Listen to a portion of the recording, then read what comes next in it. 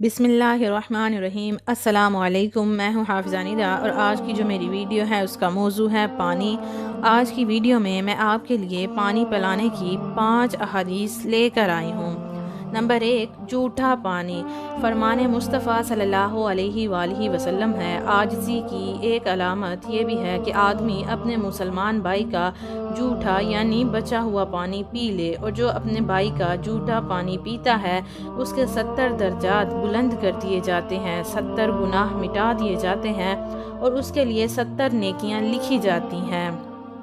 Number 2, अहलिया को पानी पिलाने पर भी अजर व सवाब मिलता है।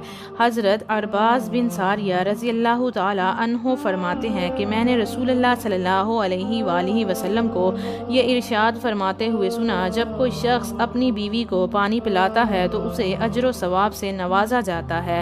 हज़रत अरबाज़ बिन सारिया रज़ी अल्लाह ताला अन्हो कहते हैं कि ये हदीस मुबारक सुनने के बाद मैं फ़ौरन अपनी बीवी के पास आया और उसे पानी पिलाया, फिर अपनी बीवी को रसूलुल्लाह सल्लल्लाहु अलैहि वसल्लम से सुनी हुई ये हदीस सुनाई।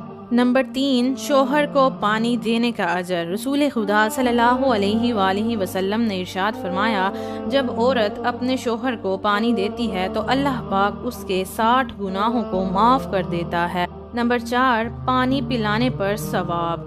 हज़रत अबू हुरैरा रज़ी अल्लाह ताला अन्हु से रवायत है कि नबी करीम सल्लल्लाहु अलैहि वसल्लम ने इरशाद फरमाया, एक कुत्ता कुएं के पास घूम रहा था और प्यास की वजह से मरने के करीब था कि बनी इसराइल की एक जानिया औरत ने उसको देखकर अपना जूता उतार कर कुएं से पानी खींचकर उसको पिला दिया, तो अल्लाह ताला ने उसे उसकी वजह से उस औरत को मगफिरत अता कर दी।